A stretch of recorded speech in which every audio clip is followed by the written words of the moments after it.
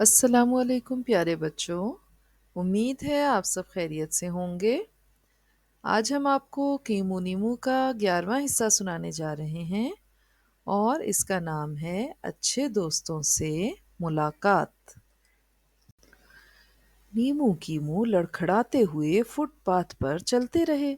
بہت سارے لوگ ان کے سامنے سے گزرتے رہے۔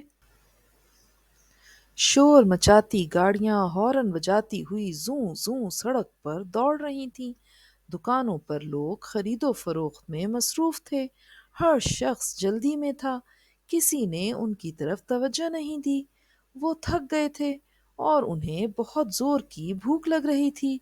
کیمو بیچارہ تو اپنی چوٹ سے بھی نڈھال تھا۔ ان کی سمجھ میں نہیں آ رہا تھا کہ وہ کس سے مدد مانگے۔ اچانک انہوں نے دیکھا کہ ایک اندھی بڑھیا لاٹھی ٹیکتی سڑک پار کر رہی ہے۔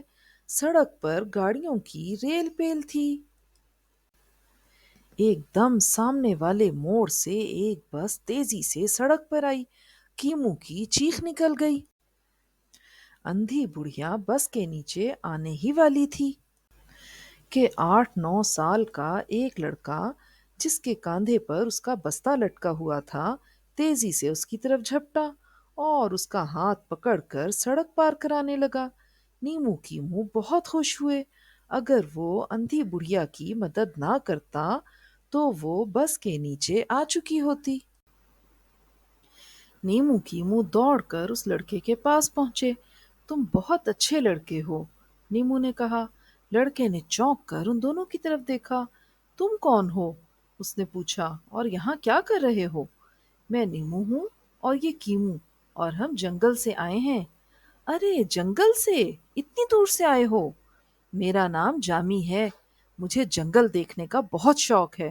سنا ہے وہاں بہت سارے اچھے اچھے جانور رہتے ہیں، خوبصورت درخت ہیں اور ٹھنڈے میٹھے پانی کی ندی ہے۔ بندر بھی ہیں، بھالو بھی ہیں، خرگوش بھی ہیں۔ ہاں، نیمو نے اس کی بات کاٹتے ہوئے کہا، اور وہاں پیسے کے بغیر سب کچھ کھانے کو مل جاتا ہے، کوئی بھوکا نہیں رہتا۔ جامی بہت ذہین تھا۔ کیا تم دونوں بھوکے ہو؟ ہاں، نیمو نے جواب دیا، ہمارے پاس پیسے نہیں ہیں، اس لیے دکان والے نے ہمیں ڈبل روٹی نہیں اٹھانے دی۔ کیمو کو زور سے فرش پر پٹخ دیا۔ اس کی پیٹھ زخمی ہو گئی۔ اور ہمارے پاس پیسے نہیں تھے، اس لیے ڈاکٹر نے مجھے دوا نہیں دی۔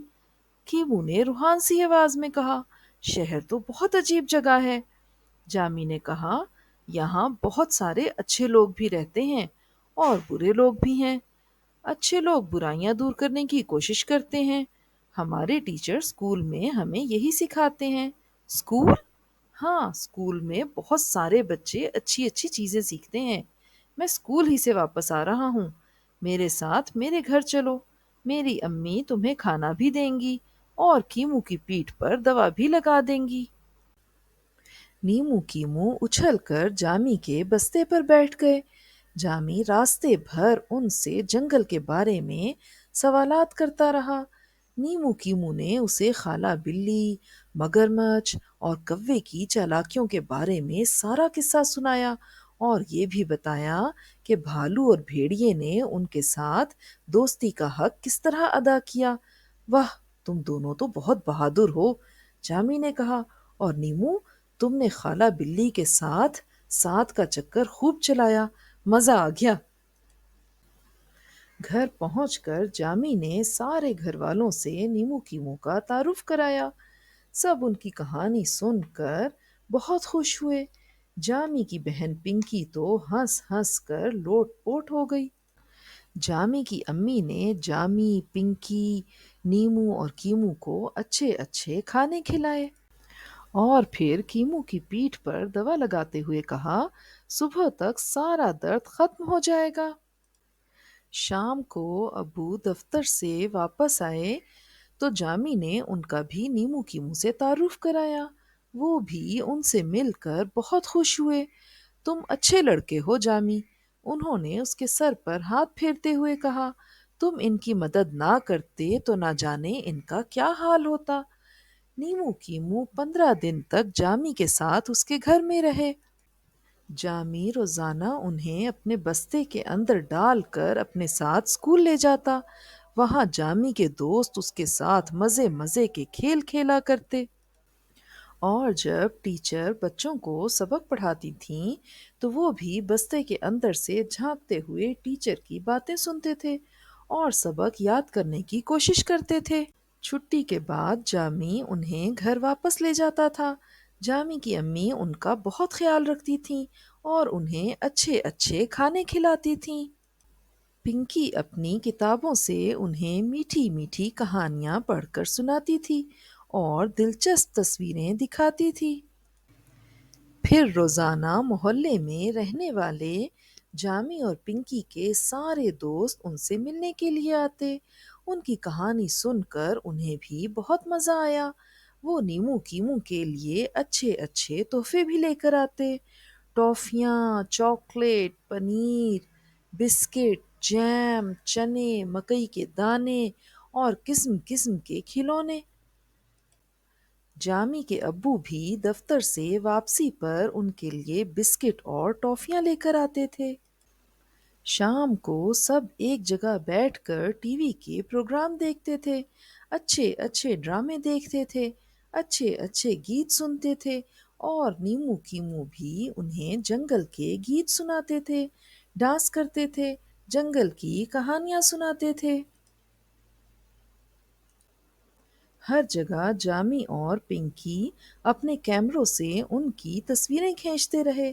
ان کی ساری حرکتیں انہیں اچھی لگتی تھیں اور وہ انہیں اپنے کیمروں میں محفوظ کر لیتے تھے۔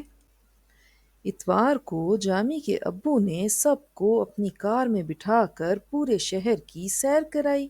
نیمو کیمو حیرت سے ساری چیزیں دیکھتے اور ان کے بارے میں طرح طرح کے سوالات کرتے۔ ایک دن وہ پکنک منانے سمندر پر بھی گئے۔ سمندر دیکھ کر نیمو کیمو کی آنکھیں پھٹی کی پھٹی رہ گئیں۔ وہاں بے شمار لوگ آئے ہوئے تھے۔ ساحل کی ٹھنڈی ریت پر جامی، پنکی اور نیمو کیمو نے آپس میں ریس لگائی۔ نیمو کیمو سب سے آگے نکل گئے۔ وہاں انہیں ایک اونٹ نظر آیا۔ ایسا جانور انہوں نے جنگل میں کبھی نہیں دیکھا تھا۔ کیا تم شتر مرغ یا زرافے کے بھائی ہو؟ کیمو نے اس کی طرف گردن اٹھا کر پوچھا۔ اونٹ ہنسنے لگا۔ ہاں، سارے جانور آپس میں بھائی ہی ہیں، اس نے کہا۔ پھر اونٹ والے نے جامی، نیمو، پنکی اور کیمو کو اونٹ کی پیٹھ پر بٹھا کر سمندر کے کنارے چکر لگوایا۔ نیمو کیمو تو چھلانگ لگا کر نیچے آ گئے۔ جامی اور پنکی کے لیے اونٹ کو نیچے بٹھانا پڑا۔ نیمو ہنستے ہوئے بولا، ہم جیت گئے۔ جامی کے ابو نے کہا، ہاں، اور تم دونوں ریس میں بھی جیت گئے تھے، چلو تمہارا انعام دیتے ہیں۔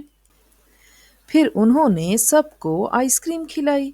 نیمو کیمو پہلی بار آئس کریم کھا رہے تھے۔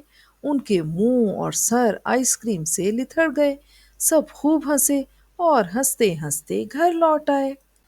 ایک دن نیمو کیمو نے جامی، پنکی اور ان کے دوستوں کے ساتھ فن لینڈ کا چکر بھی لگایا۔ وہاں نیمو کیمو کو برقی جھولے، منی ٹرین اور کریزی بس میں بیٹھ کر سب سے زیادہ مزہ آیا۔ اور وہاں کی کولڈ ڈرنک بھی بہت عمدہ تھی۔ جب وہ وہاں کی سیر کر رہے تھے تو فن لینڈ آنے والے سارے بچوں نے انہیں گھیر لیا۔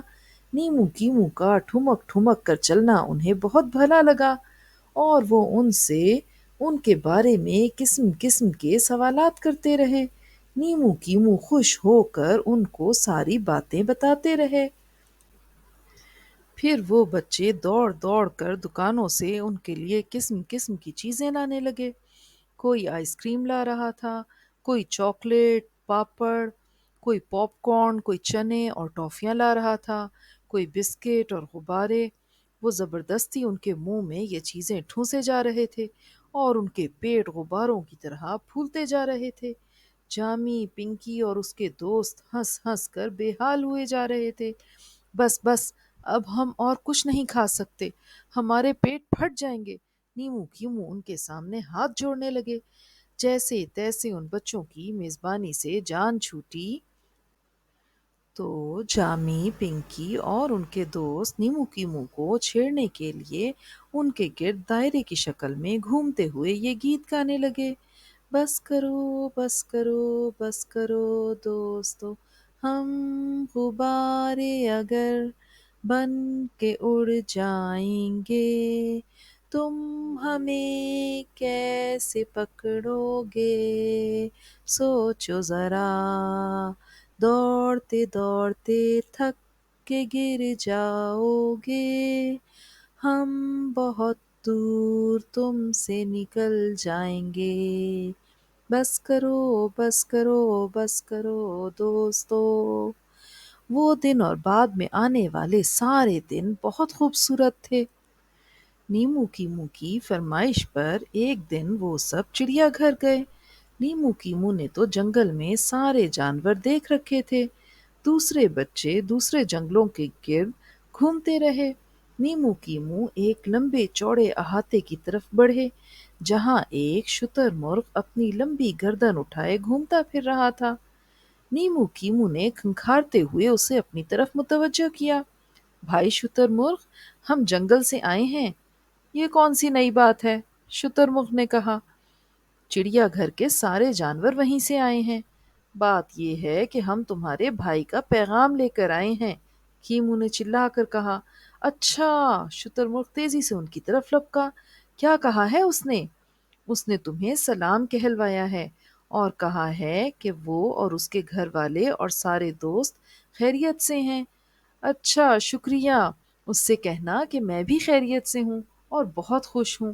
یہاں روزانہ پیارے پیارے بچے آتے ہیں اور ہم آپس میں خوب کھیلتے ہیں، خوب باتیں کرتے ہیں۔ یہاں دوسرے جانور بھی ہیں، ہم سب ایک دوسرے سے باتیں کرتے ہیں اور ہمارا وقت اچھی طرح گزر رہا ہے۔